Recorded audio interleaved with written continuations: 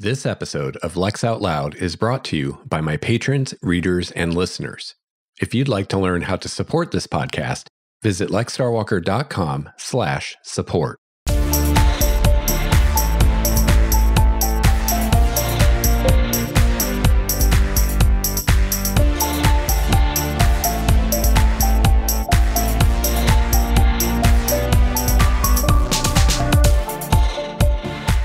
Hello and welcome to episode 53 of Lex Out Loud, writing science fiction. I'm your host, Lex Starwalker. This show is a chronicle of my journey as a science fiction novelist.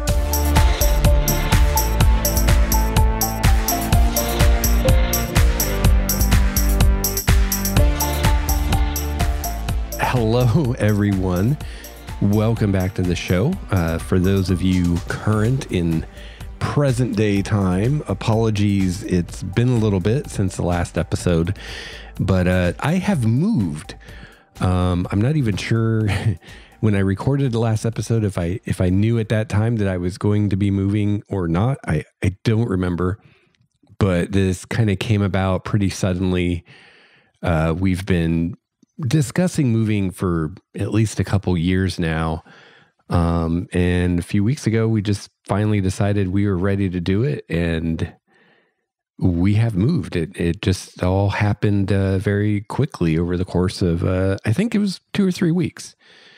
But we've moved. We're in a new place, mostly unpacked at this point, not completely, but most of the way there, in the process of selling the old house. And yeah, it has been an exhausting process, the whole move. I must be getting older because I don't remember being this tired last time. Well, I remember being tired, but I remember bouncing back more quickly the last time I moved. But I've moved quite a bit in the past, decade or so. But yeah, we are back in the Seattle area now. Really, really happy about that. And yeah, it's really great to be back in civilization, so to speak.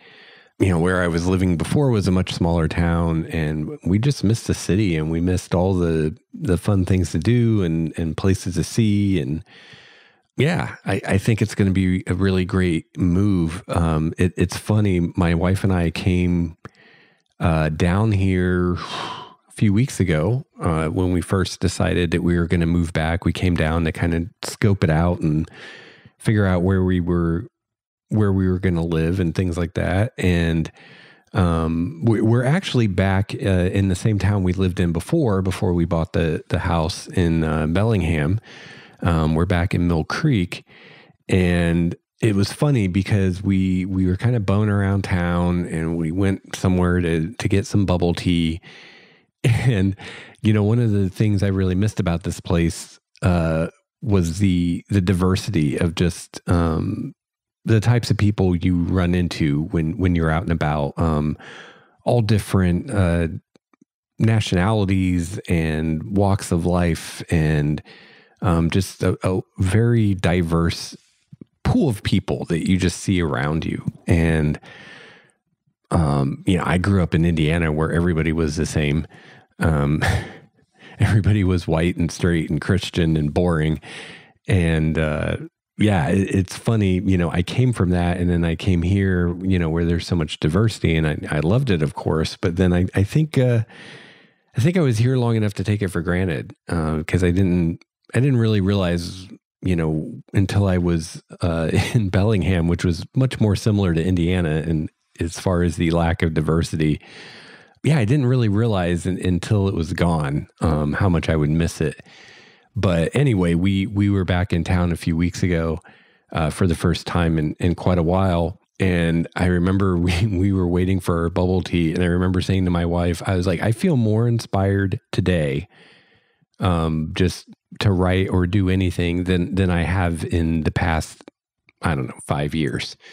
And just because I was in such an interesting place and there were so many interesting people around me. I'm someone who enjoys people watching But I didn't enjoy it so much where I was in Bellingham because the people weren't nearly so interesting. So yeah, I'm really excited as far as that. I feel a lot more like I have a lot more creative energy here than I did there. And also there are just a lot more people here, a lot more writers. So I think my chances of finding a local writing group are much better. I actually have pretty high hopes of finding something that'll at least work for me somewhat. I am still considering starting my own writing group. And if I do that, it will most likely be an online group just because it's so convenient and easy to do things online. And also I have someone who is not local who is interested in doing a writing group. And I would definitely want her to be part of it. So, and also just doing it online, it greatly opens up the pool of potential members because they can be people from really all over the world, which is really cool. And again, helps with that whole diversity thing. So, I know that diversity is kind of a buzzword right now, but for writers, I mean, we thrive on diversity and we always have, and we always will. So as a writer, it's a very good thing. The more different things you experience, at least my experience has been, the more creative you can be. People always or often call it filling the well, the creative well. And for me, one of the best ways to do that, it has always been to go somewhere I've never been before, meet new people, do something I've never done before, things like that, new, unique experiences. So yeah, I'm in a place where it's going to be a lot easier to find that than where I was before. So I'm really excited and really happy to be where I'm at. But that's why I've been a little off the grid, a little radio silent for the past few weeks. And I thought today I would record an episode. Not really sure what I'm going to talk about today. We're just winging it here. But I was feeling a little under the weather yesterday. Still not at 100% today. Caught some kind of a bug. Thankfully, it was not COVID. I got my free COVID test that everyone here in the U.S. can get. And so I used one of those just to be sure. So that's a relief. And it's funny, I haven't hardly gotten sick in the last few years because of the quarantine and everything else. It's amazing how you don't get sick when you don't go out. But yeah, so I still have a lot of, not so much unpacking, but a lot of cleaning and stuff that I want to do, and didn't really feel up to that today. So I was like, I'll record a podcast. And we're just kind of winging it. I don't really have a great podcasting setup here, at least not yet. Might figure something out. But we don't have as many rooms as we had in the house. So my wife and I are sharing an office. And my wife is super kind and said she didn't mind if I was in there podcasting while she's trying to work. But I didn't want to do that. So I'm actually in the other room just with my mic and my recorder and just kind of doing it, kind of roughing it. I don't have a mic stand. I don't have a stand for my show notes or anything like that. So if the sound's a little more wonky or whatever, I apologize. But so far it seems like it sounds pretty much the same. So maybe you won't even notice. So let's see. Announcements. Do I have any announcements? Well, I already told you I moved. I am still looking for some more alpha and beta readers. So I've already talked about that a lot on the show. In fact, I did a whole episode on alpha and beta readers and what those terms mean, at least to me, and kind of what I look for and what I expect from when it comes to alpha and beta readers. So if that's something you think you'd be interested in, if you want to know more about it, you can check out that episode. And if you already know what an alpha and a beta reader is and you're interested, I'll have a link to the show notes at lexstarwalker.com/LOL in this episode to a blog post I did, which kind of outlines what I'm looking for and has links to a questionnaire for you to fill out if you're interested. So I have one for alpha readers and one for beta readers, and just fill out the appropriate questionnaire. And yeah, I'll get a hold of you if you seem to be the kind of person I'm looking forward to alpha or beta read. And just, I guess, quickly in a nutshell for you, an alpha reader is basically another writer or possibly an editor. So, if you're a fellow writer and you write novels, especially sci-fi novels, then you might be a great alpha reader. Otherwise, if you're just someone who enjoys reading and would like to look at an early version of the book and give me feedback, then that's a beta reader, and you might be great for that.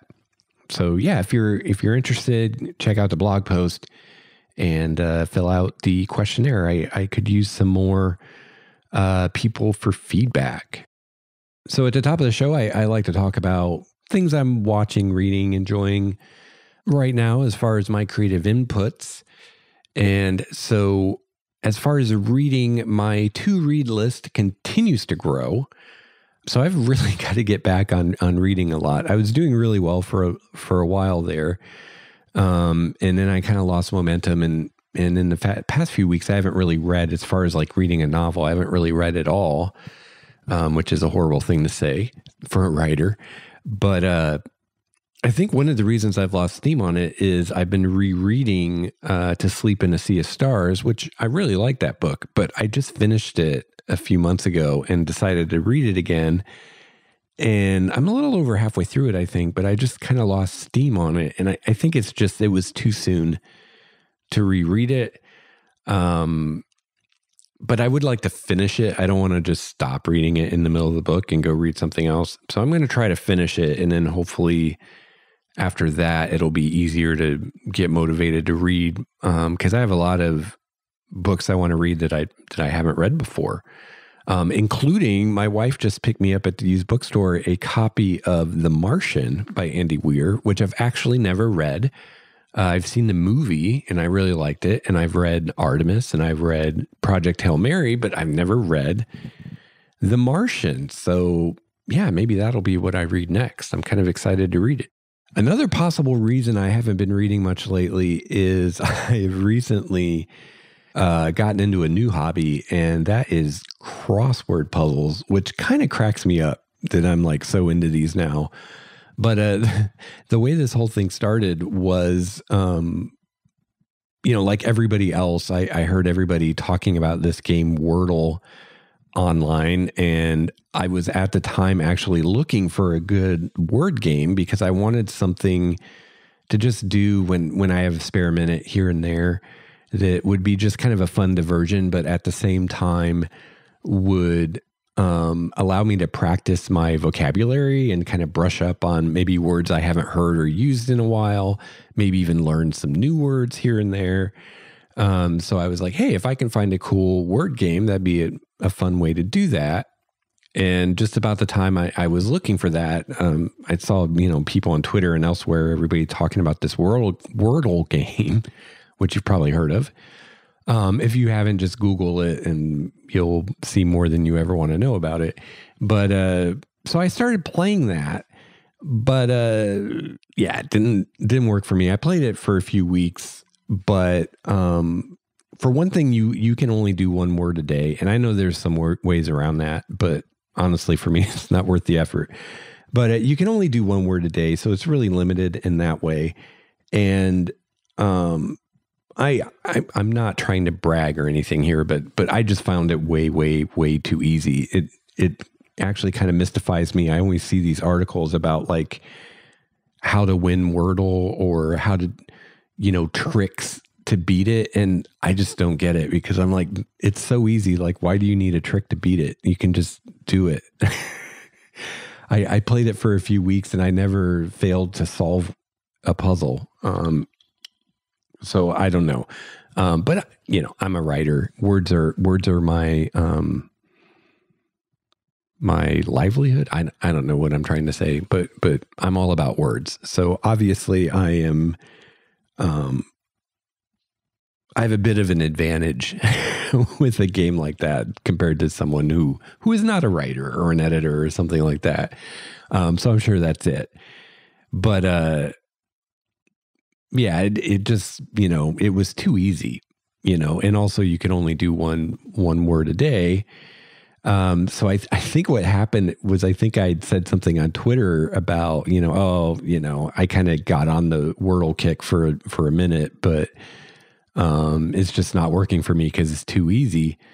And one of my buddies on Twitter was like, well, you should try crossword puzzles. And I mean, of course, I know what a crossword puzzle is. I mean, they've been around longer than I have. And, I've tried to do them before. Like, I know about the New York Times crossword. And I used to, years ago, I served tables with a guy, a good friend of mine at the time, who he always did the crossword in the New York Times every day. Like, before we'd start our shift, he'd be at the bar, doing the crossword puzzle. And so I tried to do it a few times, and I just never was any good at it. I never knew any of the answers to any of the questions. And that was kind of the end of it. But, my friend on Twitter is like, hey, you should try crosswords. So he recommended to me an app that he used, and I started using that, and they had, various difficulties.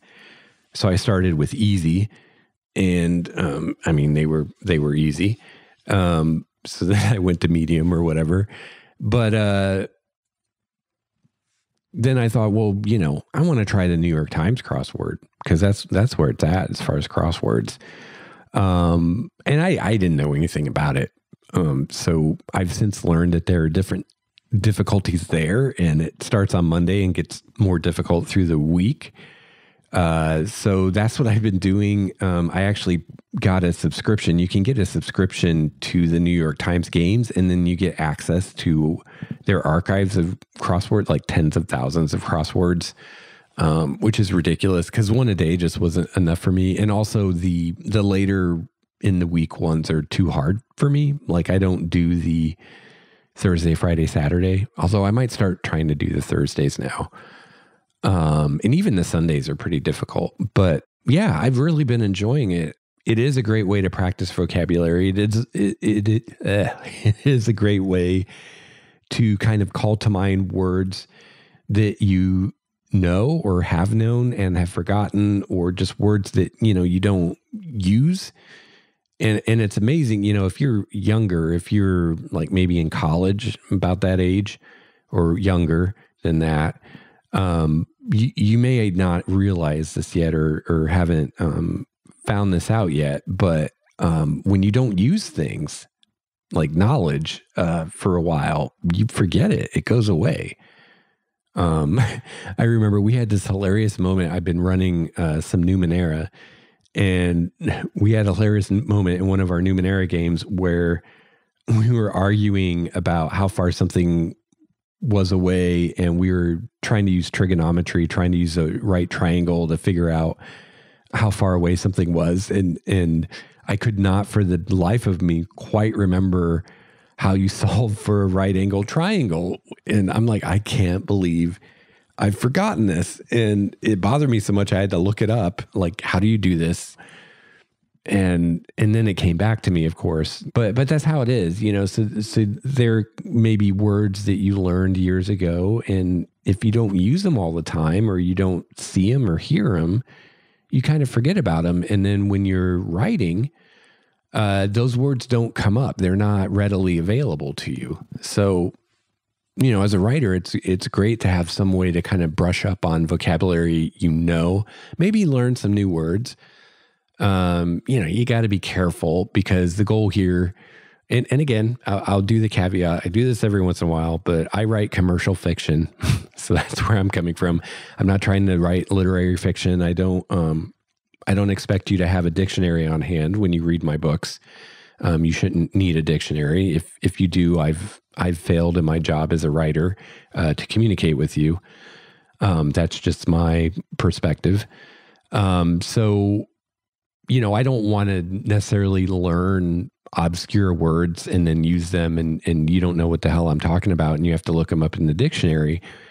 But there are often words that maybe aren't super common words you use every day, but are still words that most people know that might be a better word in a certain situation. But if you never use it, you may not think of that word right away. You know, Stephen King says in On Writing that oftentimes the first word you think of is the best word. And I think that's true, but it's most true if you have easy access to your entire vocabulary. So if you have a bunch of your vocabulary that you haven't used for a long time, and it's kind of rusty, then, you know, there might be better words that you could have used that you just didn't think of because they're not in your consciousness so much. So anyway, I really enjoy the crosswords for that. It's a great way to remind myself of words that maybe I've forgotten or haven't used for a while. It's a nice little ego boost to get from all the time and effort I put into my vocabulary in my younger years, and be able to be like, hey, I know this word that is this obscure word that I needed for this clue or whatever. So that's kind of fun. And also, you know, a part of it I didn't even think about before I started doing it is it's a great way to just learn random facts and trivia. Because as you get to the harder puzzles, a lot of times the easiest ones to solve are ones that are facts that you don't know but can look up. Because one of the fun of a good crossword puzzle is they use a lot of puns and a lot of wordplay where a given clue, there's kind of the first thing everybody thinks about, but that isn't the answer. You have to think about it from a different direction, which is really great for brain plasticity too, I'm sure. So that's, you know, a good crossword has a lot of that where you're maybe using a less common use of a word or a less common meaning of a word, things like that. So, you know, that's a great way to just brush up on the different ways you could use the words that you have. So yeah, a lot of times there might be a clue where there's an obvious answer, but you're not sure if that's the answer they're looking for or not, you know, because there might be a few different words that are synonyms that could fit in there. So those are ones that you kind of leave blank until you have some other letters to help you out to know which of the possibilities it could be. But when it's something that's a fact that you look up, like someone's middle name or what the capital city of a certain country is or something like that, those are, you know it is that thing. You know, there's not multiple things it could be. So yeah, with the harder ones, a lot of times they call them the gimmies. The gimme answers are things that you can look up, little factoids. So I've just learned so many random useless facts from doing these things. But it's cool because, sometimes those random useless facts come in handy, especially as a writer. So yeah, if you're a writer like me and you don't do crosswords, I highly recommend it. And the New York Times ones are great. And yeah, they get more difficult through the week. So start with the Monday ones. Those are the easiest. And then every day gets harder. Except for Sunday. Sunday's supposed to be the same difficulty as Wednesday, but it's a larger puzzle. But I find them significantly more challenging than the Wednesday ones. But maybe that's just me. But I'm just amazed that they can dial in the difficulty as much as they do. I mean, that's got to be an art in and of itself. How do you know a Tuesday puzzle from a Monday puzzle from a Wednesday puzzle? I don't know how they figure that out. But they do seem to do so. I mean, the Tuesdays are definitely harder than the Mondays, and the Wednesdays are harder than the Tuesdays, and so on. So yeah, I've been having a lot of fun with that, but that's probably a lot of my reading time is going into crosswords. I wonder if Stephen King does crosswords, because he's one of the guys that have said, one of the writers who have said that, you should spend at least as much time reading as you do writing, probably more. So I wonder how he feels about crosswords. I know he thinks of TV as a waste of time. Of course, that was before the new age of TV, where they kind of raised the bar a bit on a lot of these shows. So maybe he doesn't so much feel it's a waste of time now if you're watching some of the better shows. Speaking of, wow, I segued. I didn't even mean to do that. But the next thing is what I've been watching lately. So I'm not going to go into details on these things, but some of the shows I've been watching lately and enjoying are The Marvelous Mrs. Maisel. Great show, cracks me up. Star Trek Picard, been watching the new season of that. I think we've only watched a couple episodes, but that's been really good so far, surprisingly. Spoiler, I don't know if it's a spoiler. They give this away in the trailer, but this season involves time travel, and I'm usually not a fan of time travel. I think it's way overdone in science fiction personally, and I think there are far more time travel stories that I have not enjoyed than there are ones that I have enjoyed. Although Star Trek The Next Generation did quite a few different time travel stories that were actually, I thought, really, really good and well done. But yeah, so I was a little skeptical of this new season of Picard because it's all about time travel. But so far, it's been all right. Let's see. Also, BattleBots. I'm sure I've talked about that on here before. That's still going on. Loving that. And that's actually got a presence in my book I just wrote. My love of BattleBots can be seen in the book. I'll just say that. And Resident Alien. My wife and I enjoy watching that. So yeah, those are, if you're looking for something to watch, those are some good shows to try out. I've been wanting to check out From, and I haven't had a chance to check that out yet, but I have high hopes for that show. So moving on to our quote main topic today. I don't so much have a main topic today. I wrote down some things to talk about, not so much a theme to this as just, these are things I felt like I could talk about today without doing a ton of prep. First thing I wanted to tell you is I have now gotten some feedback from the first alpha reader, my first alpha reader feedback on the book I just finished. Now I've finished the second draft, but the book I just finished that I've been talking about on this show a lot. Finally got my first feedback on it. I mean, my wife has read like the first few chapters and given me some feedback on that. But as far as, someone actually reading the whole book and getting feedback, this is the first. And, I was really anxious about that.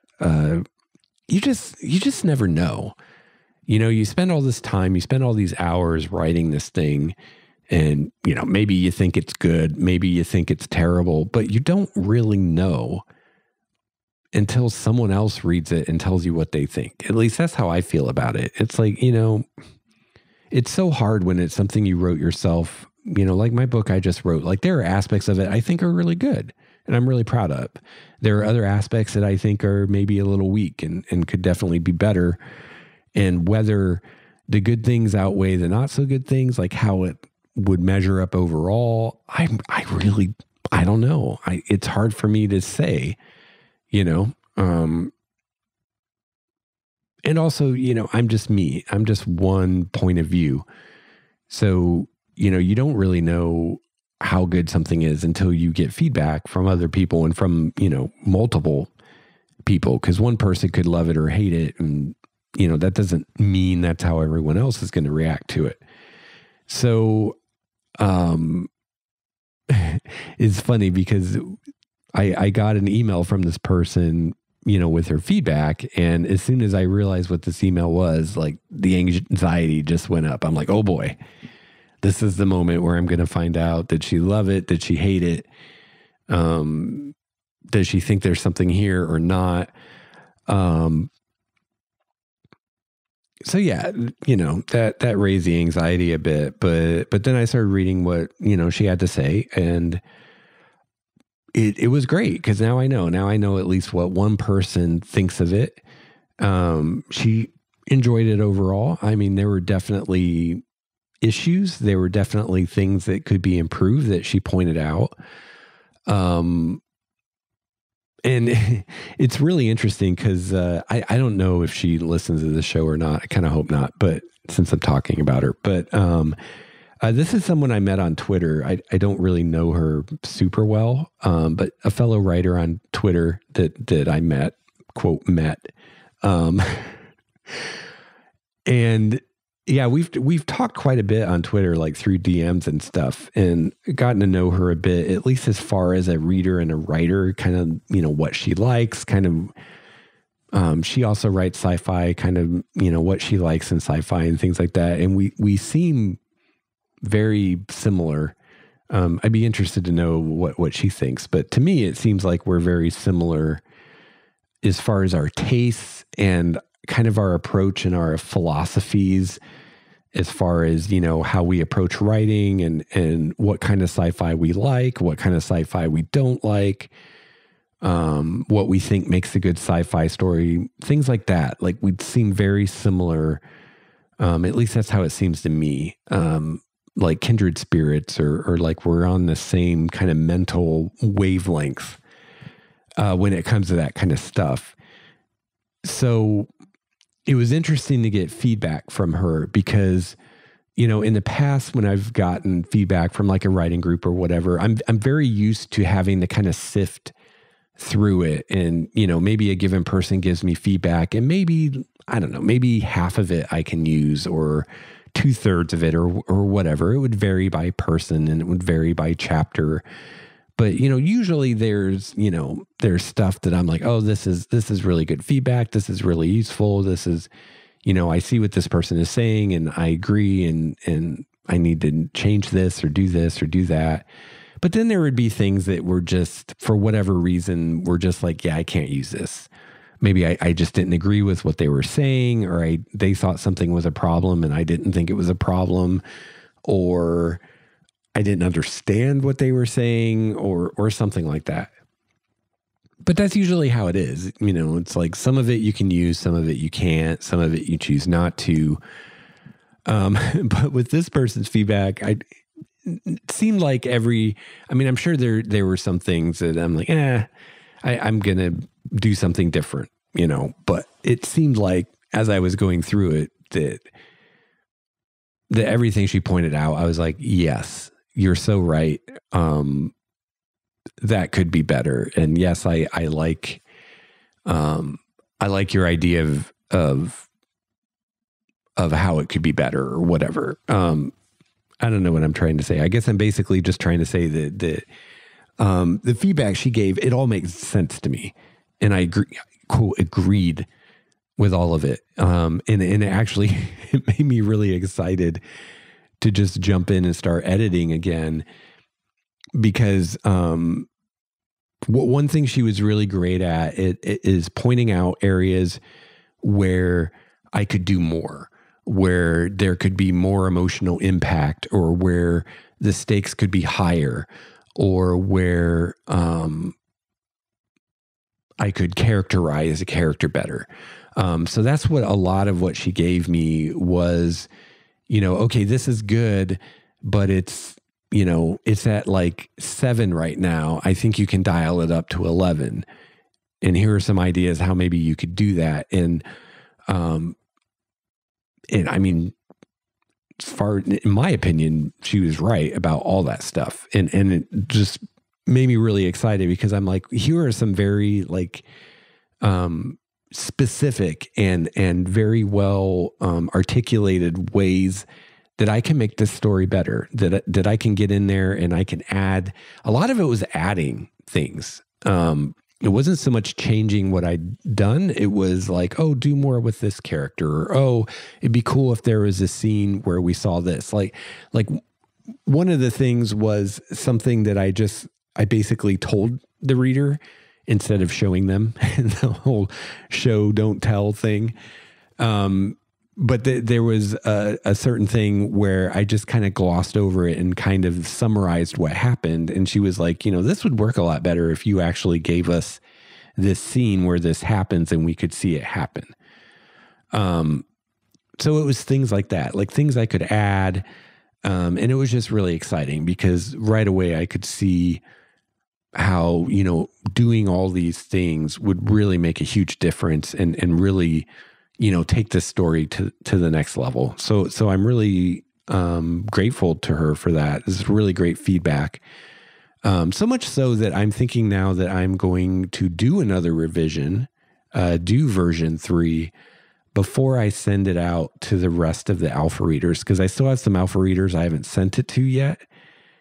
And yeah, I wasn't planning to do this. I was going to wait till I got all the alpha feedback before I did another revision, but I'm so on board with it, pretty much everything she said, that I just, I don't want to give someone else version 2 and get the same feedback again. I'd rather make the changes and give someone version 3 and see what they think of that, because I've already decided that I'm going to make these changes. I'm not sure what to do with my wife. She's about, I don't know, a quarter of the way through it or something. Yeah, I guess I'll just let her read what she's reading, because I thought about maybe, if I get this third revision or the third version done, I could just give her the rest of that, but it's going to involve changes in what she's already read, so I don't think that would work. I'll just have to let her finish the one she's got and see what she thinks. But yeah, I'm really happy with the feedback. I have some other readers that are reading it right now, so I'm really looking forward to seeing what they have to say. But yeah, it was kind of a relief to get that first feedback, because I was prepared for her to be like, this is terrible. Or, well, I wasn't so much worried that she would think it was terrible, or that someone would think it was terrible, whoever got back to me first. More, I guess the concern was more that it wasn't, I was worried that it didn't have enough impact, like that the climax wasn't climactic enough, that the beginning was too slow, the denouement went on too long, and what some of those things are true, it sounds like, but it wasn't bad enough to completely undermine what I was trying to do. So it's mostly stuff that's going to be pretty easy to fix. I guess that was my biggest concern, is that I would get feedback that would lead me to the conclusion that I need to completely change things around and do a very, do a revision that would change things on a fundamental level and would be a ton of work and take a ton of time. Instead, it's there's some scenes I'm going to want to add. There's some things I'm going to want to take out. There are some things I'm going to want to rewrite. But yeah, it seems pretty doable and manageable. And yeah, I don't think it's going to be a huge deal. So yeah, I'm pretty happy about that. And it's kind of a relief, to be honest. As far as other things, as I'm recording this, we're getting towards the end of March. And Camp NaNoWriMo is in April, and April 1st is coming up on Friday, next Friday. So I'm wanting to get going on the first draft of the next book. I don't know if I'll be able to be going on that by next Friday. I mean, if I were going to commit to that now, I probably could, but the issue is, as I just said, I'm thinking about doing another revision of the first book before I send it to the rest of the alphas. And if I'm going to do that, that's the top priority right now, is getting that revision done so I can get that out to the rest of the alphas. And I guess, originally my thought or my plan was that I would write the first draft of book 2 while I was waiting on the alphas to get back to me, because I thought it would take months to get all the alpha feedback, which it probably will. But this first reader got back to me fairly quickly, within a few weeks. So now I have this feedback that I didn't think I would have so soon. And also I didn't anticipate that I would get feedback where it was very clear to me what I wanted to do with the feedback and with the story based on the feedback. So, I'm kind of adapting and kind of shifting my approach kind of mid stride here. So yeah, to do that second revision and have that done by next Friday. I mean, it could happen. It's possible. I can't really say. I mean, I don't know how long this is going to take. A lot of times these revisions end up taking a lot more time than you think they will. They end up being more involved than you realize before you start. So yeah, it'd be fun to participate in that and be writing my first draft in April and kind of join the Camp NaNoWriMo bandwagon. But on the other hand, I'm not going to worry about it that much because it's far more important that I do what I need to do for what I'm doing. And this, Camp NaNoWriMo thing is a completely arbitrary thing created by other people that, I mean, really has nothing to do with me. And it's kind of for people who need some help, actually writing, and I don't seem to be one of those people. I seem to be doing all right lately, just doing what I need to do all on my own. So, if I can make the Camp NaNoWriMo thing work with what I'm doing, I will. I think it'd be fun. But if I can't, I'm not going to lose any sleep over it. That's for sure. But so I might be doing that.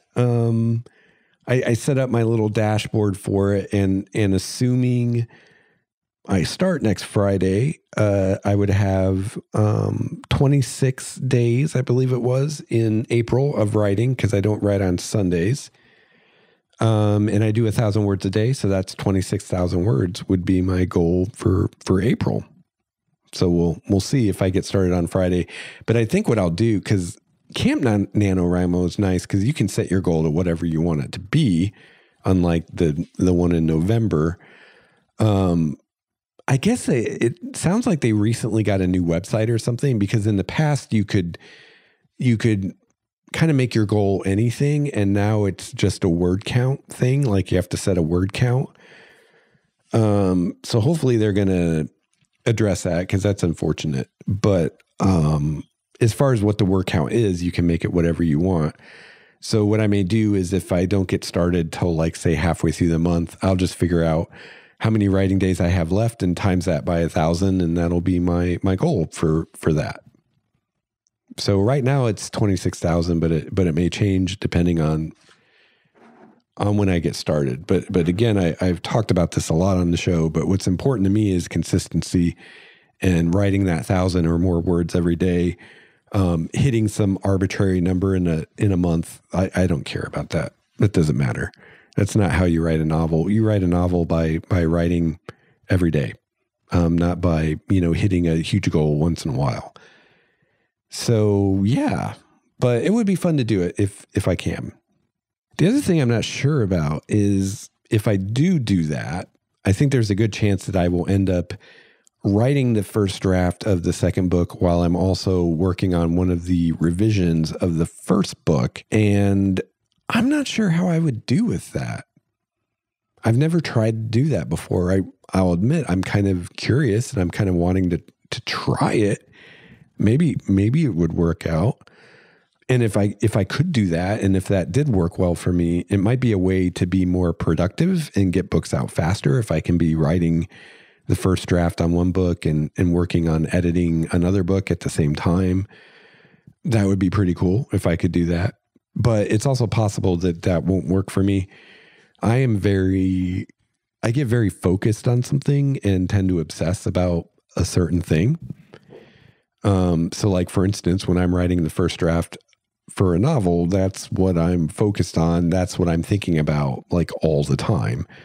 So I don't know if I'm going to be able to switch gears like that every day between two different projects, or even if I could, if it would be productive to do it that way, or if I might be more productive just doing one thing at a time. But maybe I'll give it a shot, see how I do, see how it goes.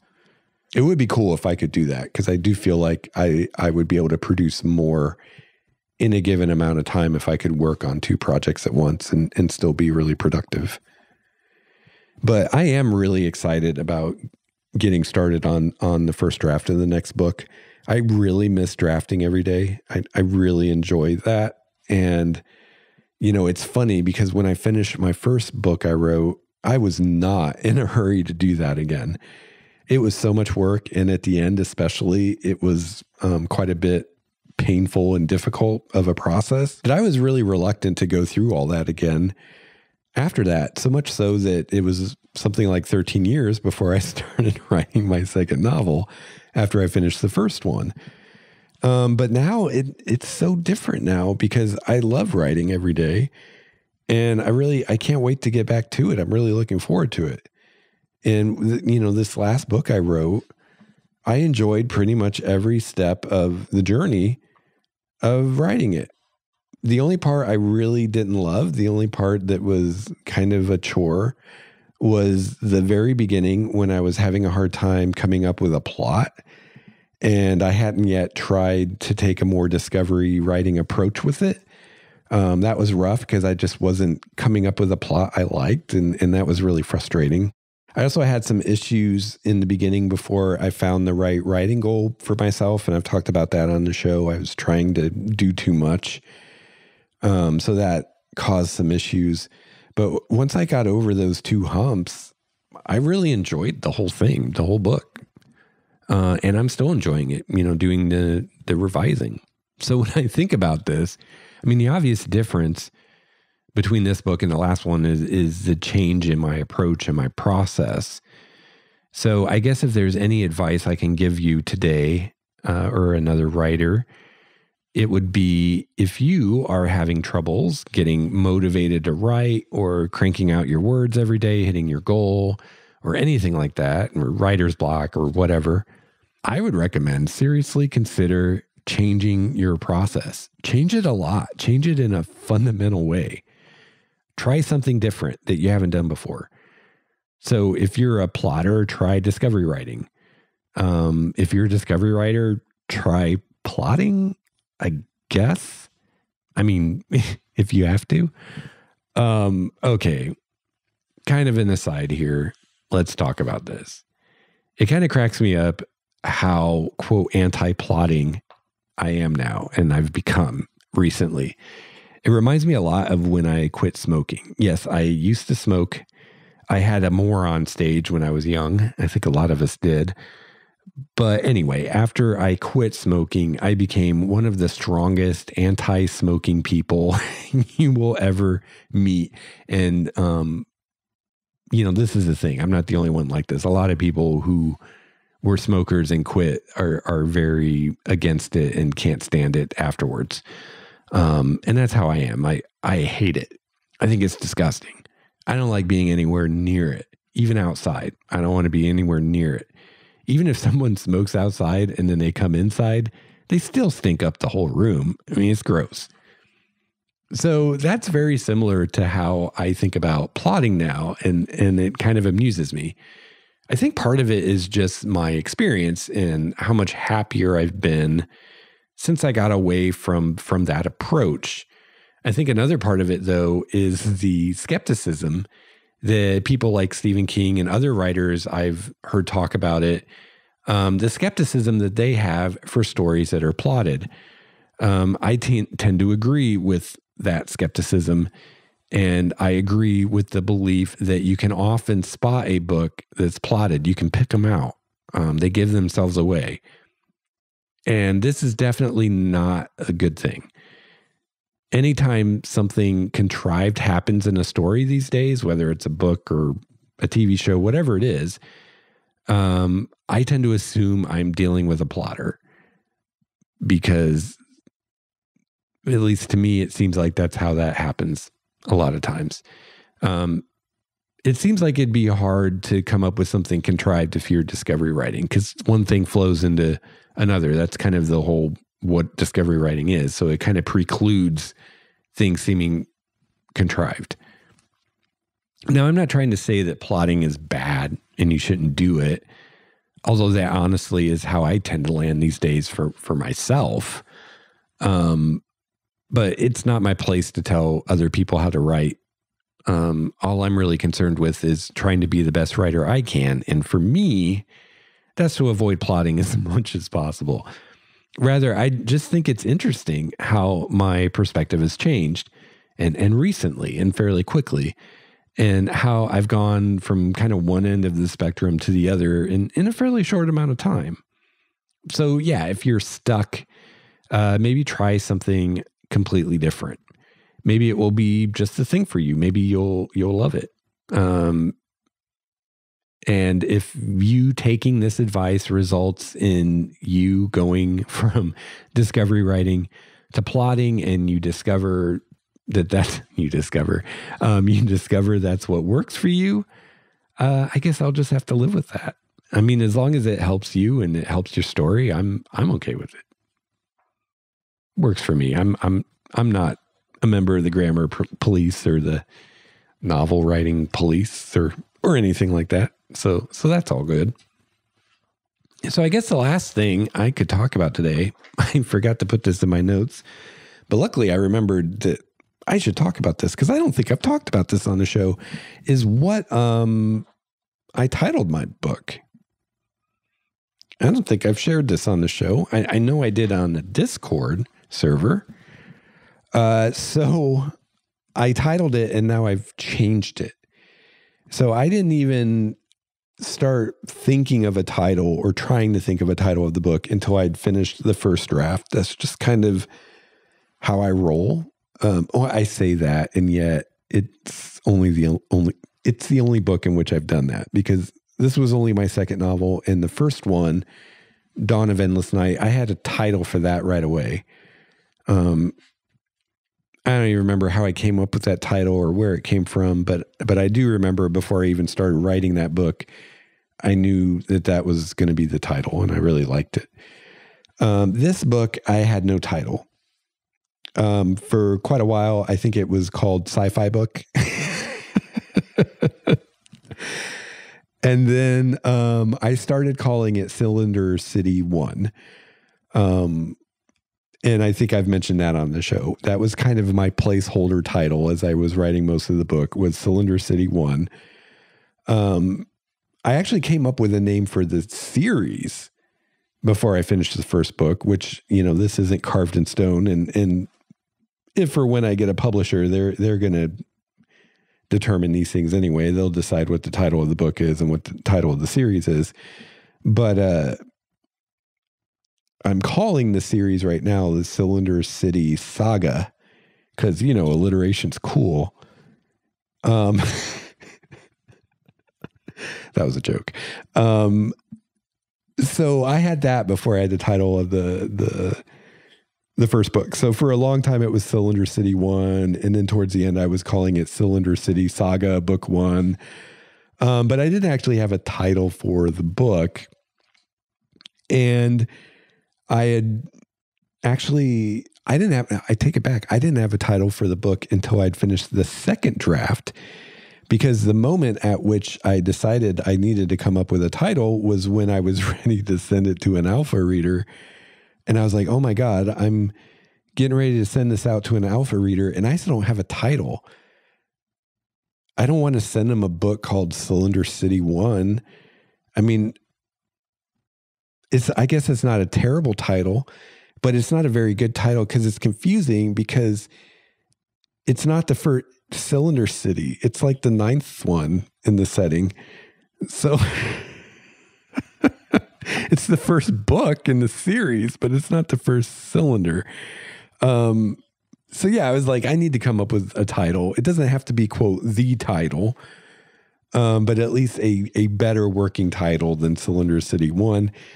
I tweeted on Twitter about it, and I actually heard from, I think it was an account for a small publisher. I can't remember now. I think it was an account for a small publisher, but I heard from someone on Twitter who basically said, it doesn't matter. When you get a publisher, they're going to title the book.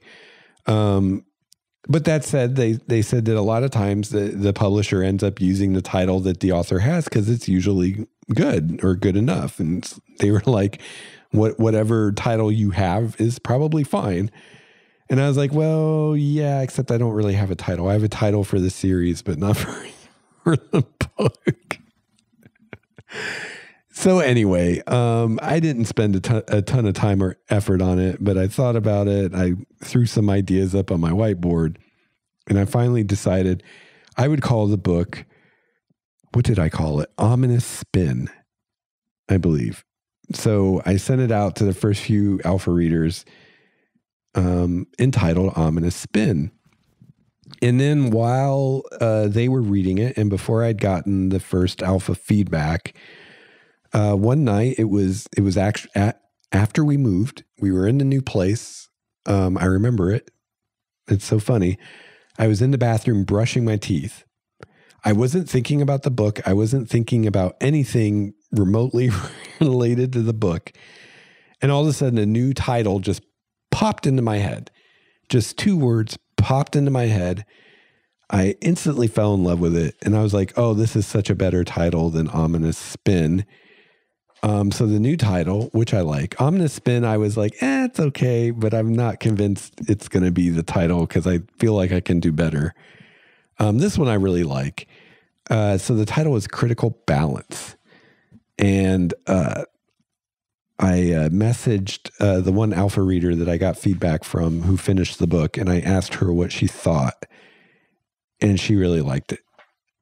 And she thought that it was a good fit for, the story. Like it actually fits the story, which Ominous Spin did too, but I think Critical Balance fits it better, and it just sounds better. It's got a ring to it.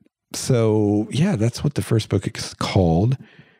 So yeah. So you can let me know if you like Critical Balance better than Ominous Spin.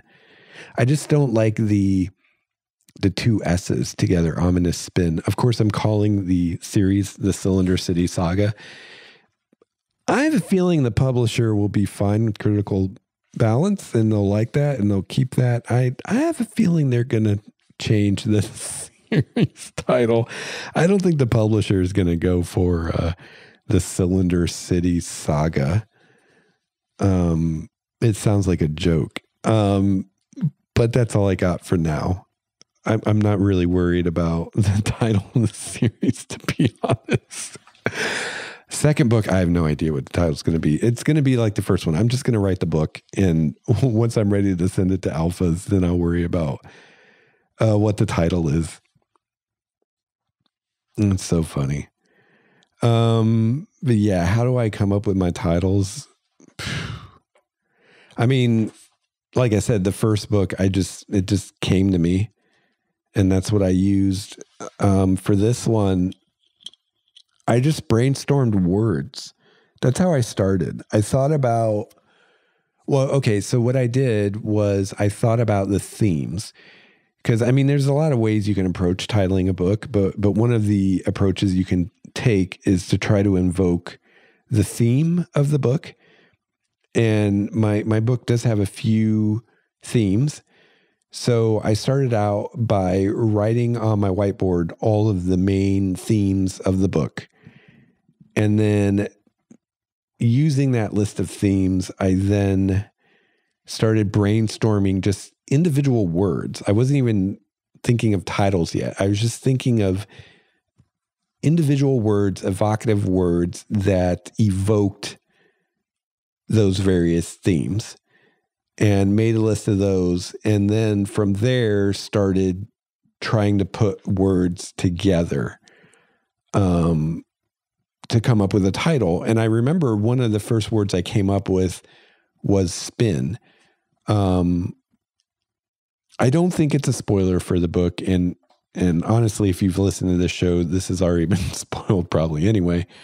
That the part of, I don't know if it's the theme of the book, but one of the ideas explored in the book is the, rotational gravity. And I spent so much time researching how rotational gravity would work and deciding how my space stations would be designed based on that I knew I wanted it to have some relevance to the plot just so that there was a reason for all that research and I could maybe pull some of it into the story, some of the cool things I'd learned. So, yeah, so the plot does involve the rotation for gravity thing. So, and it's also, it's a very fundamental aspect of the setting. If you're to describe my setting and try to, in as few words as possible, get across like the main ideas and kind of highlights of the setting, these large structures rotating for gravity is one of those main ideas. So I thought it would be cool to have something in the title that at least alludes to that. So one of the words I had put on that list of just words that I was coming up with was the word spin. And I like the word spin because it has a few different meanings.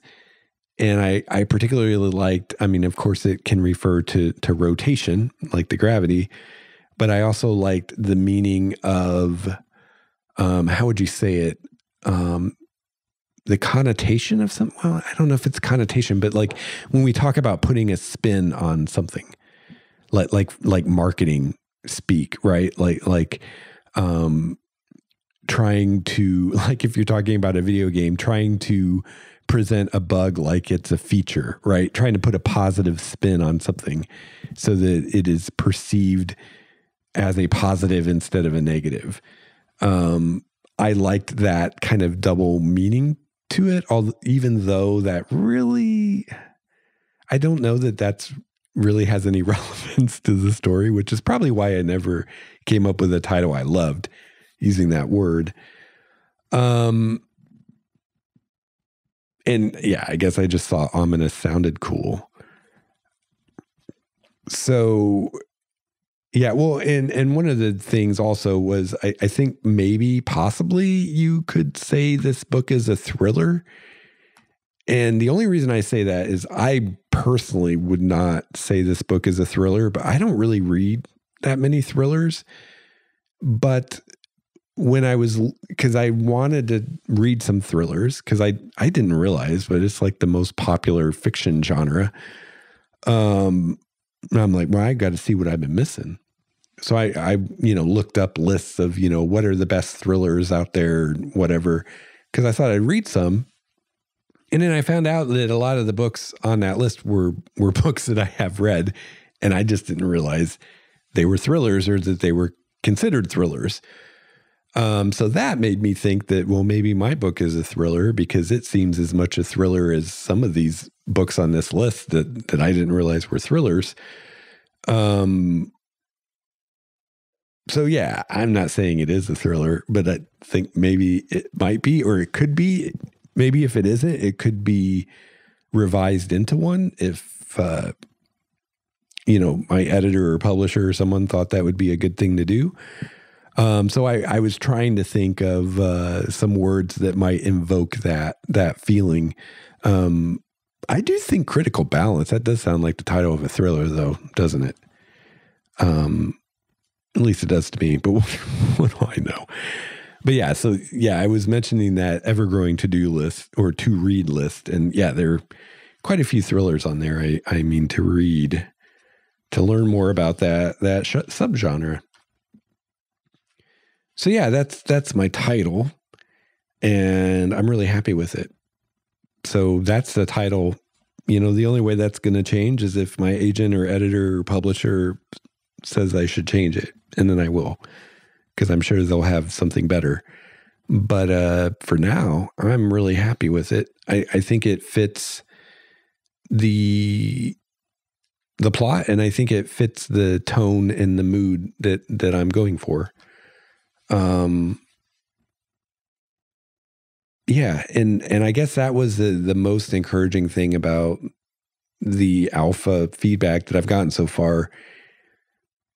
Is it seems like, like I said, there's definitely a lot of room for improvement, and there's a lot of work to be done before it's as good as it can be or should be.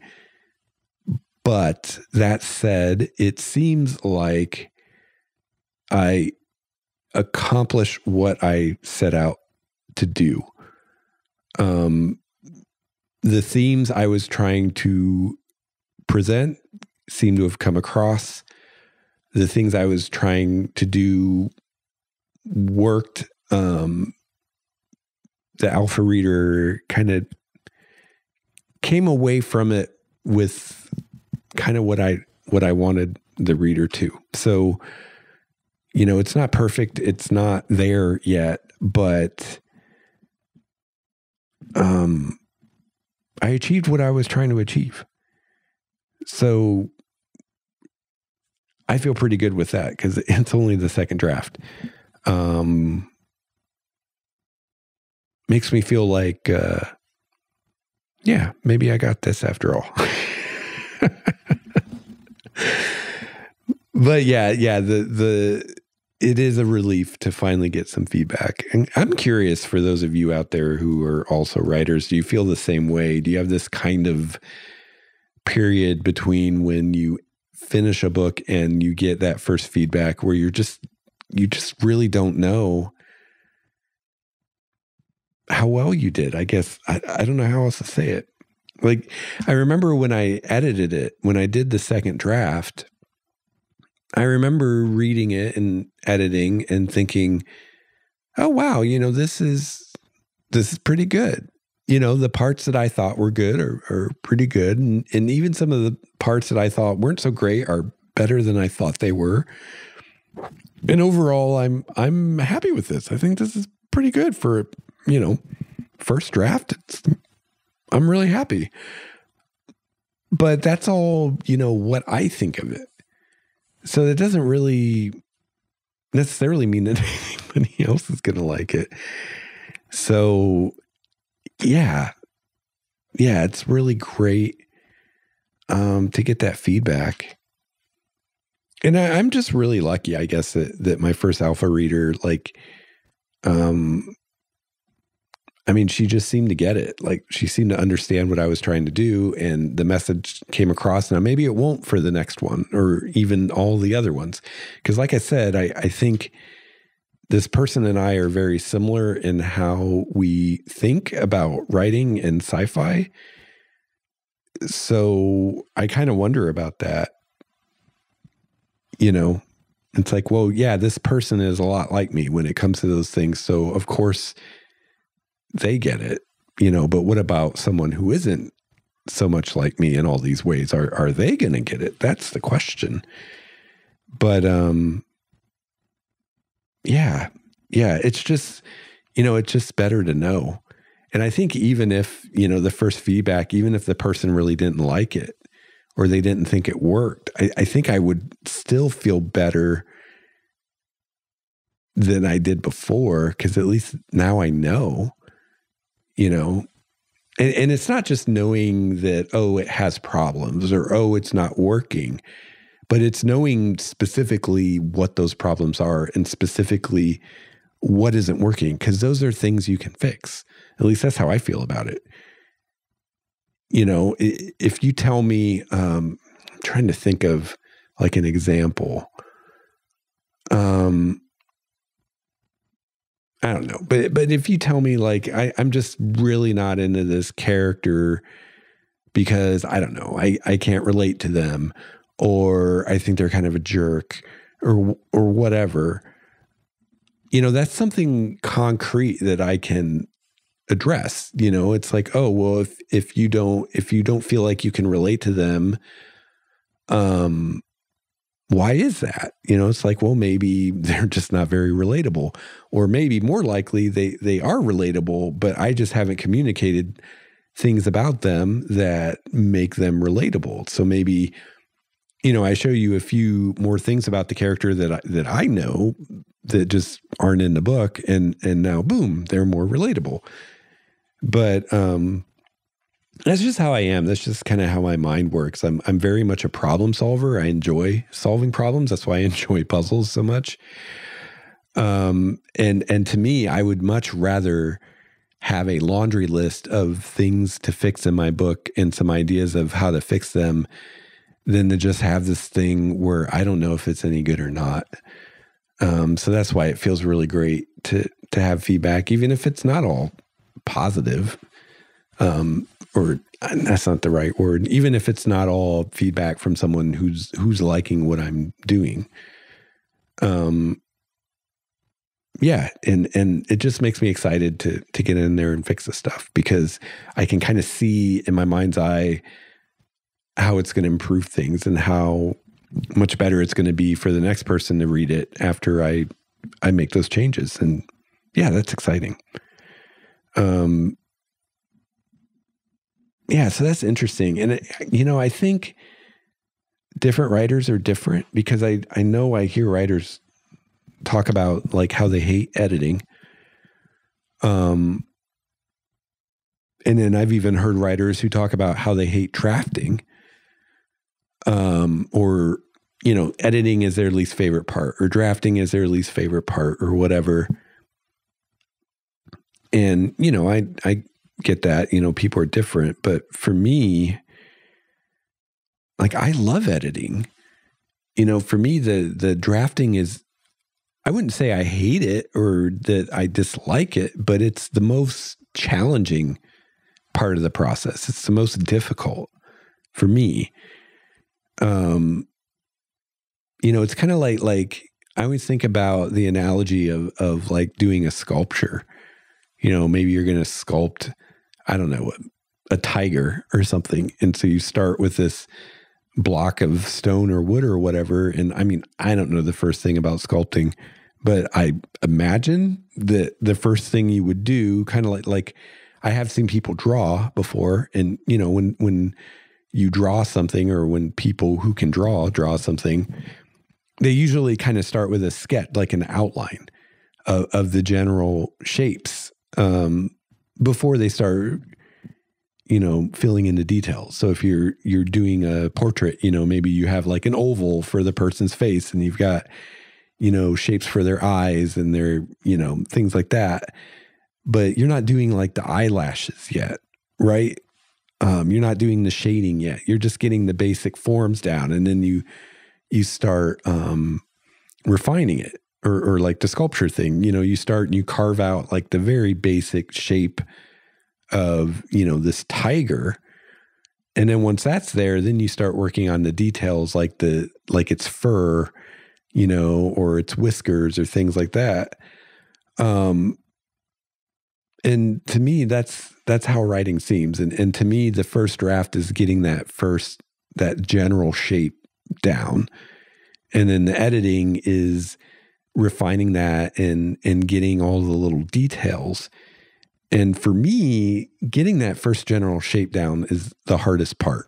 And it's funny, because when I did try to draw, because I took an art class in high school and I was pretty terrible at it, but that was the case with drawing too. Like, getting that initial outline done was really hard for me. And a lot of times I'd get the teacher to help me with it, because I couldn't do it. Like, I still don't really understand how people can do that. But then once I got that outline, once I got the general shapes down, doing the shading and the little details, like, that was easier.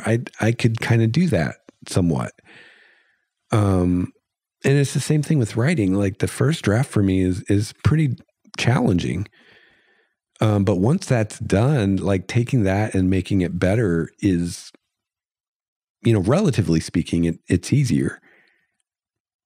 And it's something I enjoy, because it's like, I see the potential. It's like, yeah, this thing's pretty good that I've got now. But I see how if I make these changes, it's going to be so much better. And seeing that potential and trying to get there, I find really exciting. So, yeah, that's just me. And, things will probably change as I do this more and more. I mean, already between novel 1 and 2, I took almost an about face in my approach. So right now I'm thinking novel 3 will be very similar to novel 2 as far as how I approach it, but we'll see when I actually do it. All right. Well, I think that is enough for today, and really want to thank you for joining me today, and thanks for waiting through the hiatus. And yeah, we'll try to get these coming out on a more regular basis again once we get everything put back together. If you would like to reach me, I'd love to hear from you. You can email me at lexoutloudpodcast@gmail.com. You can follow me on Twitter at Lex Starwalker, and you can call my voicemail 951-465-5391. And finally, you can join my community on Discord, and you can find a link to that in the show notes at lexstarwalker.com/LOL. And yeah, please join the Discord. It's great to hang out in there with people. It'd be great to have some more people in there. And, welcome to talk about the show or talk about writing in there. But we have some other rooms too to talk about other things like video games, books, whatever people want to talk about. And occasionally I make new rooms as we find new things that people want to talk about. But yeah, join us in the Discord and nerd out with us there. So thank you again for joining me today. I'll be back soon with another episode. And until then, keep writing.